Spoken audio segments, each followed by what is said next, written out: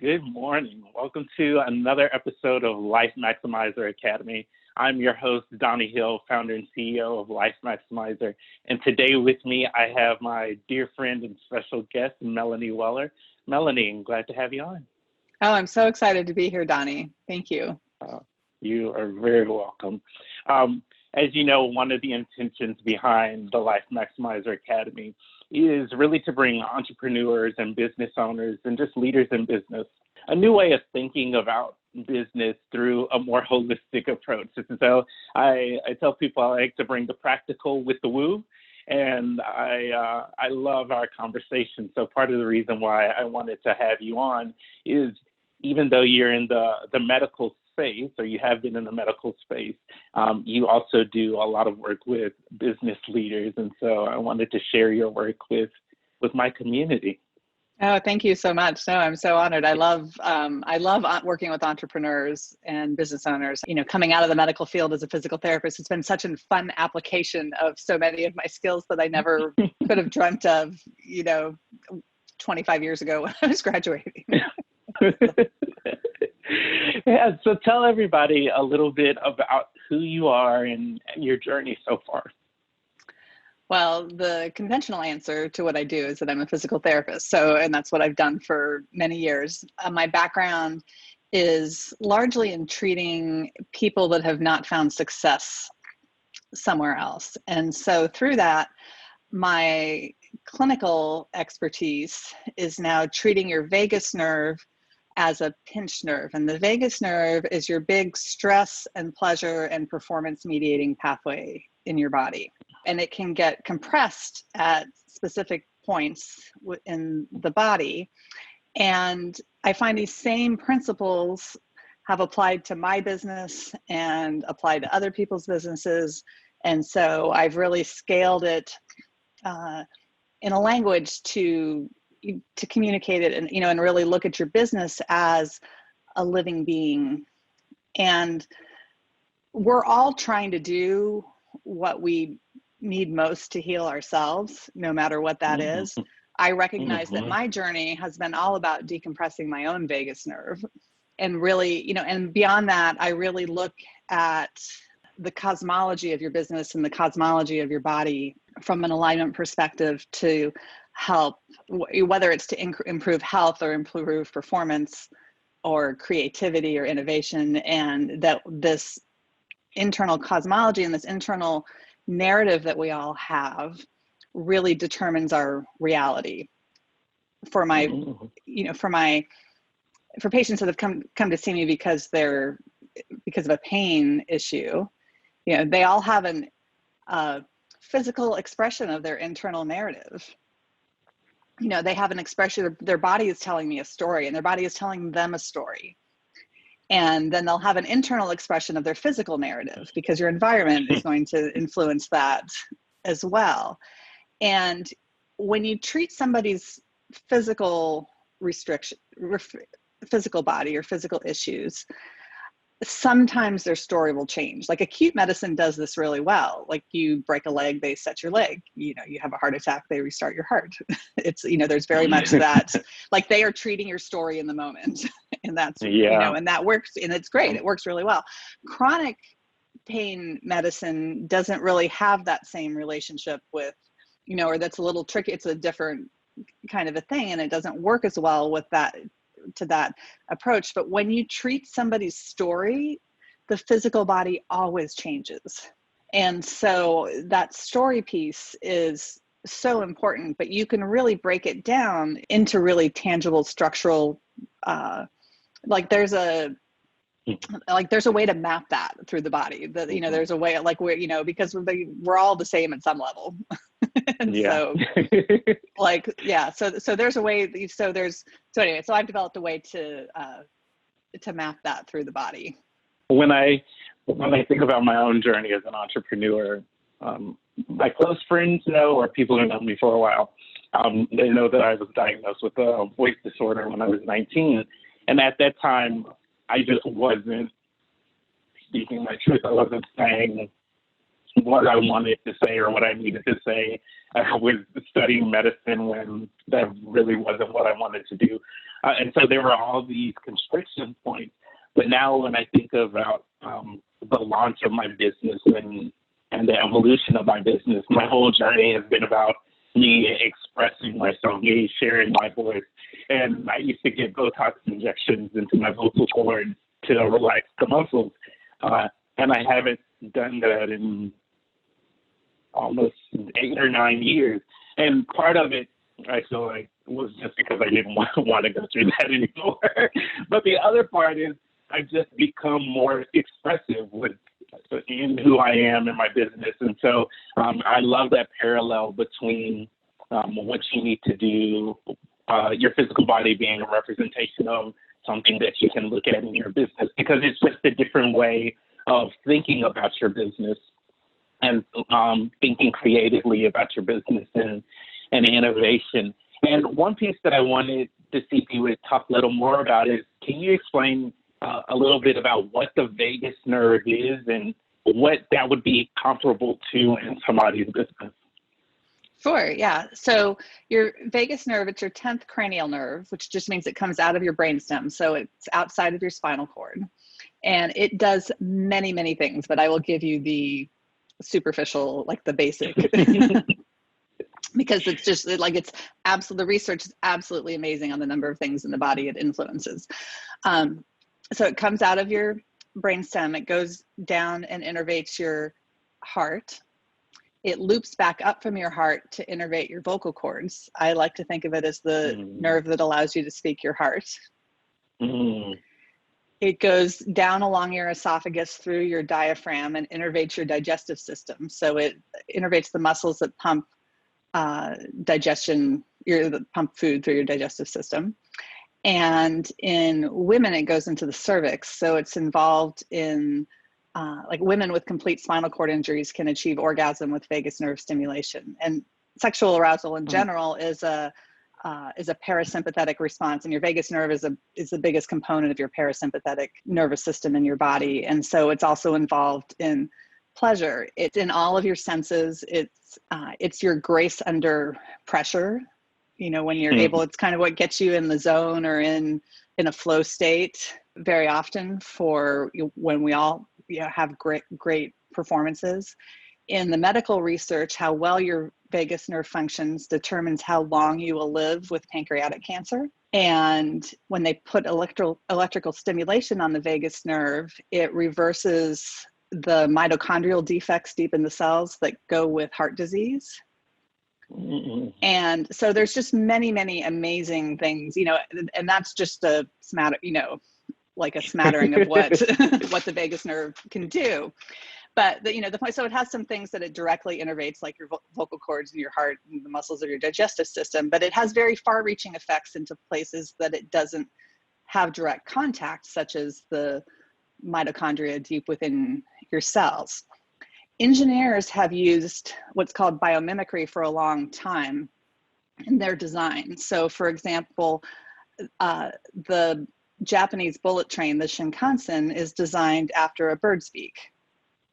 And so they'll use principles in nature to, because they figure nature's done this really great job, and they'll just bring that into engineering, that they literally don't have to reinvent the wheel. They can just mimic something that's out in nature to get what they're looking for. And I think it's the same, and I find it's been the same in my business, and it's been the same in other people's businesses that I've helped as well, that if we use something like the vagus nerve as a business model, and because your business has a voice and your business has a heart, and your business mediates inflammation, and it has a digestive system, it absorbs nutrients and it eliminates waste and things like that. And I think if the vagus nerve makes so many things better, I think if we started designing our businesses and our institutions and political systems, around in more of in models that mimic nature, in biomimicry, that we would all organically become healthier. Yeah. I was just gonna say, the only rule we ever follow is as above, so below. Like chronic pain patients, like do not, like they don't fit in, like I've spent so many years with people, they do not fit in a box. You cannot say that this is the, like I've spent most of my career with the people that did not fall in a diagnostic box. But the rule that everybody follows is whatever's happening outside of you is happening within you, and whatever's happening within you is happening outside of you. Yeah.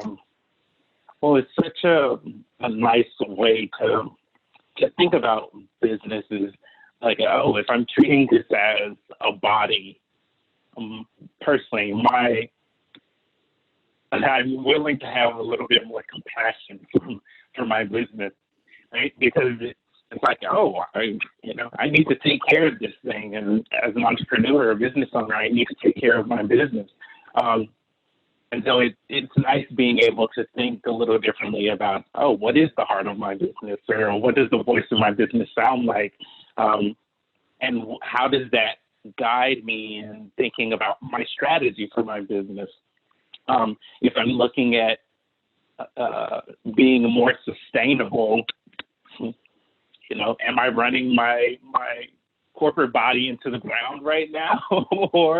or am I putting building rest and recovery into my business as well? Yeah, absolutely. Yeah. Well, and then looking at kind of where your business is pinched, or like where there's maybe, where the flow and the mechanics are not working as well, really gives you like a different way to think about your business dynamics, and really that it's all interrelated. Like you can't, when you're treating one part, you're really treating the whole. And that's my favorite thing about the vagus nerve, is that, when I do a full body assessment on somebody and say their big toe and their ankle aren't moving properly, or like, that their ankle's tight, or their foot mechanics aren't working, that I can decompress their vagus nerve at the base of their skull, and it will normalize their foot and ankle mechanics. I don't even have to treat the problem is not always where the symptom is.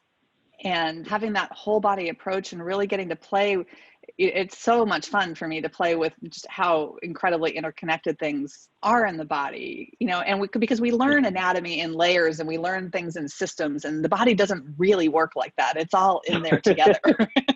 Yeah. That's just for our convenience for learning. Yeah. When you think about, I know you have a big focus on creativity and flow and innovation. What's your approach to that? So a flow state is when you're hyper-focused, when you're in the zone, when, you're having great joy and great in what you're doing. And it's also the space where great ideas drop in or come out to be expressed. And I have found that when people are really in a good, and there's research to support this, when people's vagus nerves are functioning really well, they are performing at a very high level. And you can train your vagus nerve to be in an optimal state, whether you're meditating at rest or whether you're going out to give a performance in front of 100,000 people. And we're all most familiar with our vagus nerves when we get a lump in our throat, our palms sweat, and our heart starts to race, and our digestion shifts, because that all tells us our vagus nerve has been dialed down.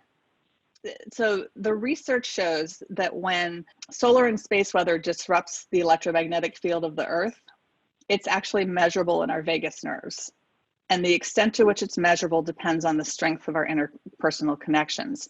So your vagus nerve makes this electromagnetic field of your heart, because it innervates your heart, that's going to synchronize with the electromagnetic field of the Earth. And your vagus nerve is very much like the mycelium network of the Earth that allows all the trees and plants and everything to communicate with each other and shunt nutrients and absorb water. And when your vagus nerve is functioning well, your ability to be almost in to kind of live in a meditative state, or even you want to think like a trance state, or to really have, be in the space where those ideas can really come into you, is really powerful. And so, I've had a lot of fun helping artists and entrepreneurs and different people like that really use these exercises and strategies to enhance their own creativity and their intuition. Because I think success is really when what you want to happen lines up with what wants to happen for you. And when you can get into that space, and then really incredible things happen. I've spent a lot of time in my business re-languaging myself out of illness and disease and things like that, to talk more about health and performance, and which is a lot of work coming from out of the medical model, to really think about how you apply it to the wellness realm. And when I, just for me and in my own voice, like I talk to people about pain, trying to get people, helping them with their pain. My reputation locally is that I'm the body whisperer. Like, things get better, like all of a sudden, with very little effort when people come to see me. And I work with people online as well. But getting traction in that was actually was much harder than I really thought it would be. Because I was like, if I had pain, like I want someone to fix this for me, and I would invest. If it was only going to take me a couple of visits, I would be willing to invest, in that. But as soon as I started talking about flow state and biofields and stuff, people were like, oh yeah, like that was my attract, like that was what wanted to happen. And I'd been talking about it in terms of performance as well, but it just took, it's just interesting how when you hit that stride, then it's like, hit your stride with that, then like the floodgates start to open, or and the opportunities, and you really change your or you tap into your deepest abundance and into your attraction point at a whole different level. Like new research, like I learned this quite recently, but new research is showing that the heart is really more of a vacuum than a pump. It's sucking blood in, to it, rather than sort of pumping out. So, to think about like your heart, like what that attraction is, like what are you vacuuming in?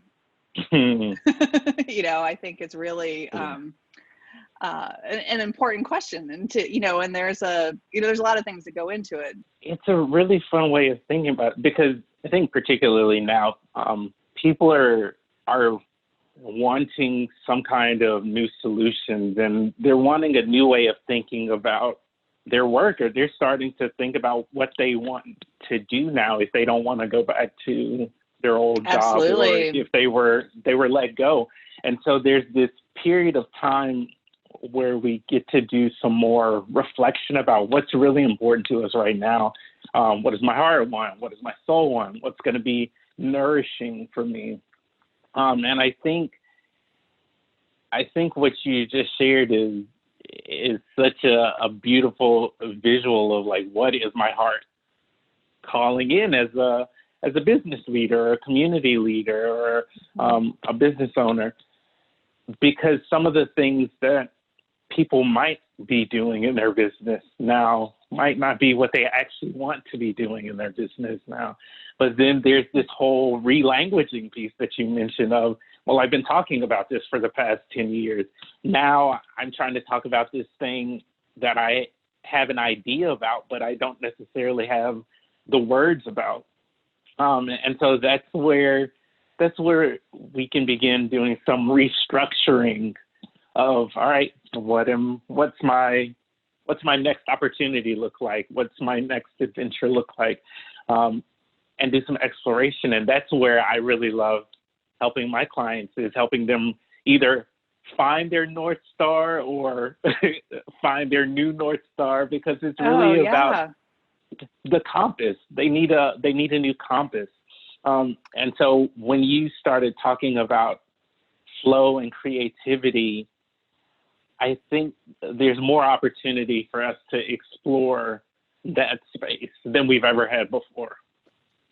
Absolutely. Yeah, no, the pandemic lockdown has even been an incredible gift for myself. I've learned, I have a very strong hermit archetype, and I love nothing more than I'm so happy to be on stage and out teaching, but I have to have that alone retreat time to balance it out. And I think, what I've learned in the midst of this, because it's been so good for me to actually be forced to be more still for a little while, that I will be less negotiable on my hermit time than I've been, and it's allowed me to see just how incredibly I always knew it was nourishing to myself, but like the productivity and the ideas and everything that I've had during this time has really been an incredible blessing and exceeded my expectations of what I would get out of it, and I love being holed up. Like that doesn't, that doesn't bother me as much as some, as some, it would for some other people. And going back to the star, the North Star piece and flow. So we know that trauma affects the voice and the breath, and your vocal cords and your diaphragm are horizontal muscles, as is your pelvic floor. And in severe trauma will, people will lose bowel and bladder control too sometimes, and so trauma affects this horizontal system that we have. Mm-hmm. And what I see, the pattern I see most often is that people are locked into this, they're kind of locked down in right rotation. And there's some anatomical reasons for that. In all humans, the right side of your diaphragm has more muscle mass than the left. So theoretically, the right side will always win. But we're locked down to the right when the earth below us and the solar system above us are all spinning the opposite direction. So there's this literal cosmological misalignment to me that's happening.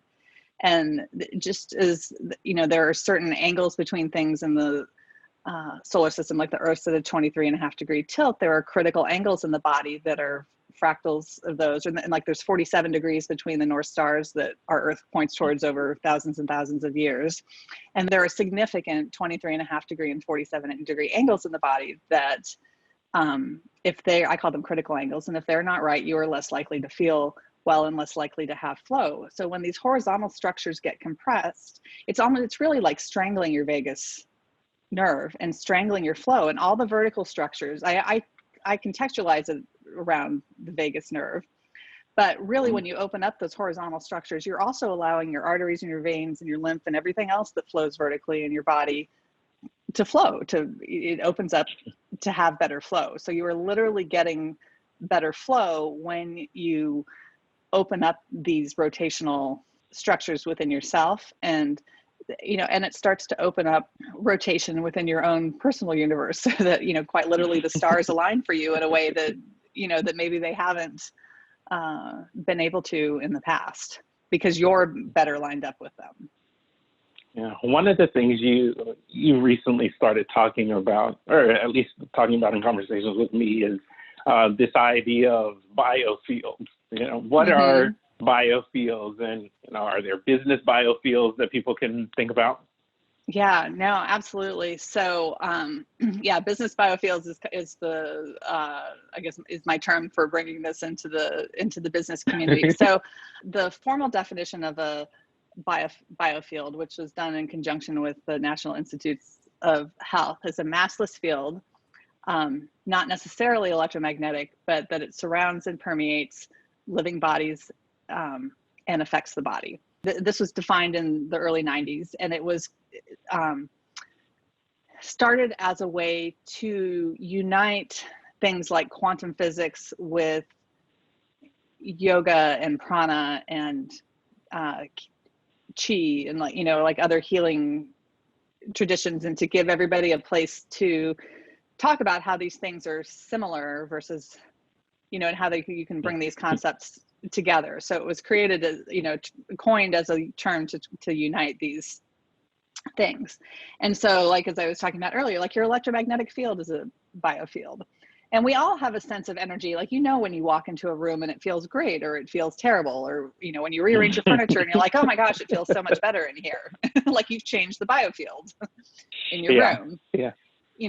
And so for me, I talk about it really around the cosmology, and then also the story that goes with it, because naming and story are so incredibly powerful, and the neuroscience of how story lives in our body is really interesting and incredible, and lines up very much with the vagus nerve as well.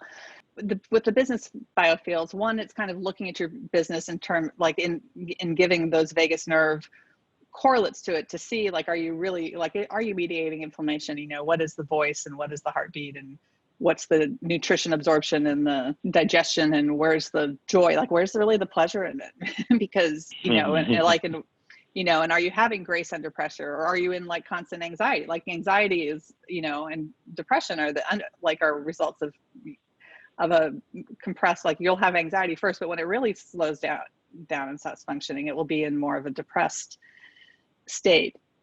And beyond that, with the cosmology, the easiest way to understand this is through Western astrology. And so mythology, among many things, was a mode of communicating scientific information. So there are myths that contain numbers of the Earth's precessional cycle, for example. So it was a way they used, ancient people just communicated their science. They just did it in story versus the technical writing that we use today. And so in Western astrology, Aries rules the head, and the ventricles in your brain look very much like the ram's horns for Aries. And Taurus rules the throat, and the way your hyoid bone sits on top of your larynx looks very much like the symbol for Taurus. And your aortic arch is the same shape as the symbol for Leo, and Leo rules the heart. And so it works this way the whole way through the body. But we know our businesses have a story. Like we're living out these archetypal stories. And so finding a mythological and an anatomical sort of correlate, when you evaluate the biofield of the business, then it starts to become clear what part of the body of the business is distorted or compressed or, whatever. And then you can start to shift the story in that way. And so people most easily understand it through story. I have stars mapped out through the body too, but that's, and there are stories that go with those too. Like, I mean, the story piece is really where we all connect. And the neuroscience is there to show how story helps us connect. It builds oxytocin, which is the hormone made by your heart that makes us feel bonded to each other. And when the difference between acute, subacute pain and chronic pain is that chronic pain gets stuck in your limbic system, which is where our emotions are processed. And so you need an emotional key to unlock it from there. You can't logic yourself out of a chronic pain kind of thing. You have to have that emotional key. And I think that I would go beyond that. I'm not sure what the science is on it, but I would say that even beyond the chronic pain, I would say any of our chronic beliefs and stories we tell ourselves are stuck in our limbic system. And when you need a new story, or you want to rewrite your story, you're literally changing your limbic system. And so if you want a different story for your business, you need to get out of your old story as well. And there's lots of people talking about business storytelling and business story, but I will say that story is stuck. If you have a story that's stuck, it's stuck in a specific part of your body and it's expressing that through you. And if you're not able to sort of connect those dots, it can be really hard. It just makes it harder to overcome that. Whereas when you really learn to, I think what I really help people do is kind of see in the dark and see those underpinnings, about and those connections, and I got into this with businesses because for years, I would, in my clients, both online and in person, they would talk to me about someone like a parent, for example, who was addicted to prescription drugs, or they had had been married to a narcissist, and suffered a lot of narcissistic abuse.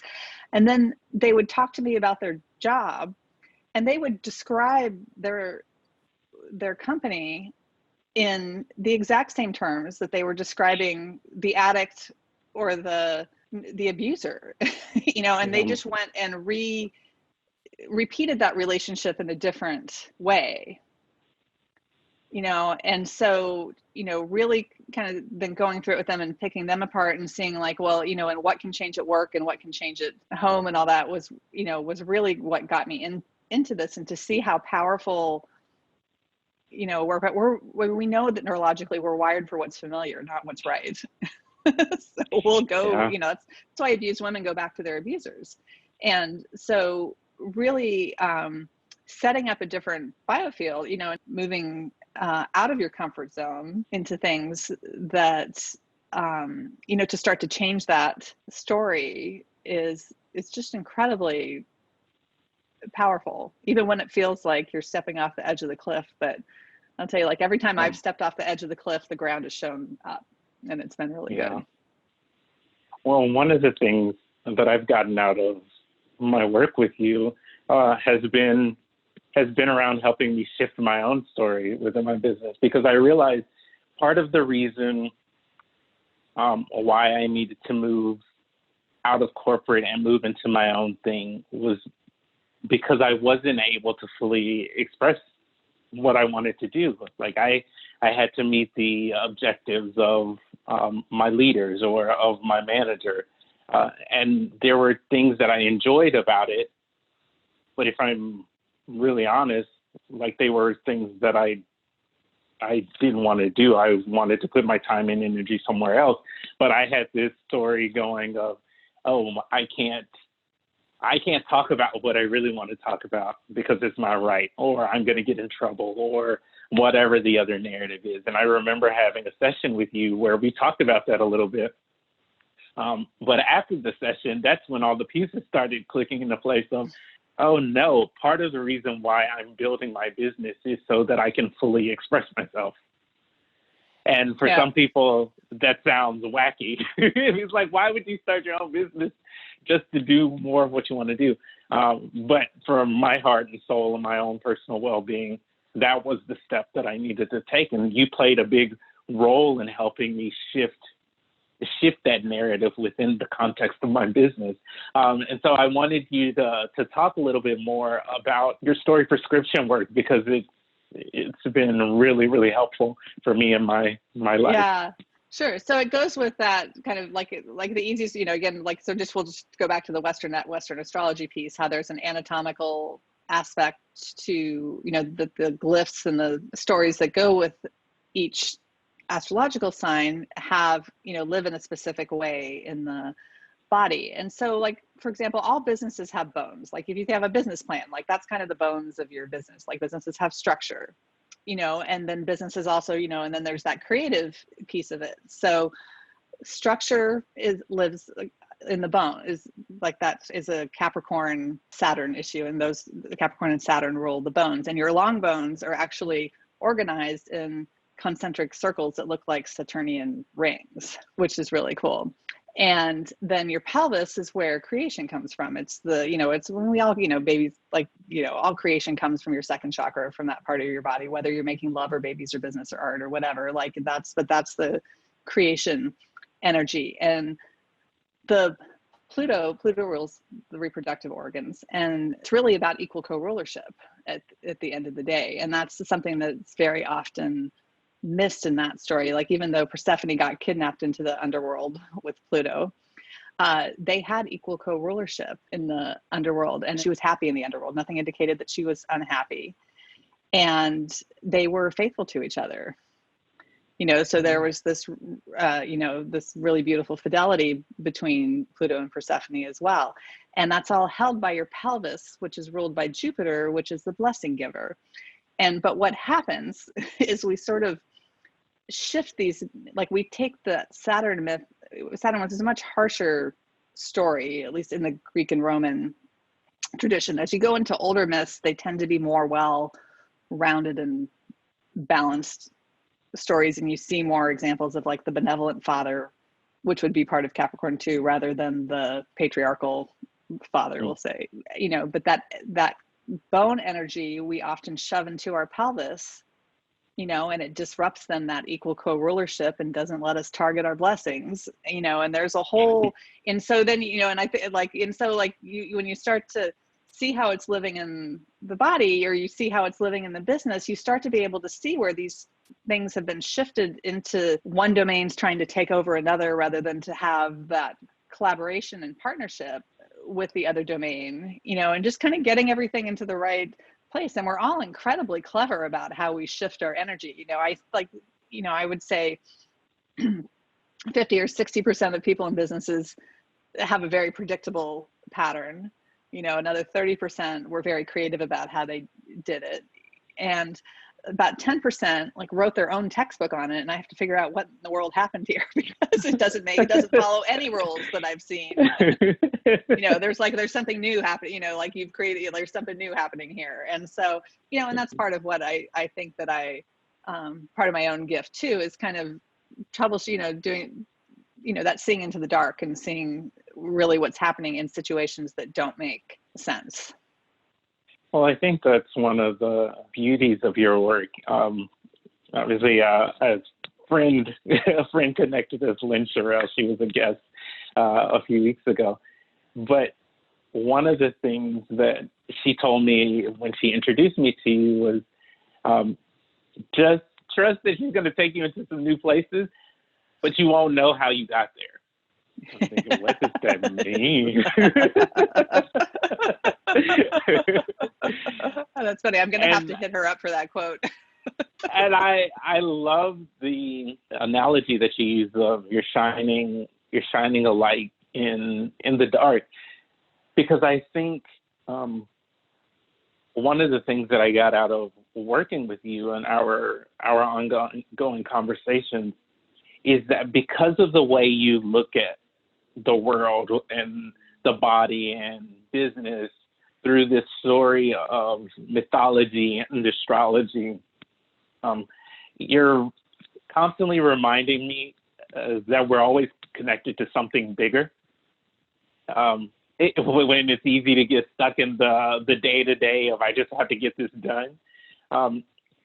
And I love that you can help business leaders and entrepreneurs do that for themselves, because it's so hard not to get caught up in the day-to-day, that you need some disruptive outside perspective that can really help you think differently about what you're doing and help you connect it to whether it's a higher purpose, whether it's to source, whether it's to deeper connection, to anything. And I think that is a gift that you give to the people that you work with, because I know it's been a gift for me. It's like, oh, what is the mythology behind this, or what's the anatomy behind this? And I think part of that is also because at some point I still wanted to be a doctor, maybe in another lifetime.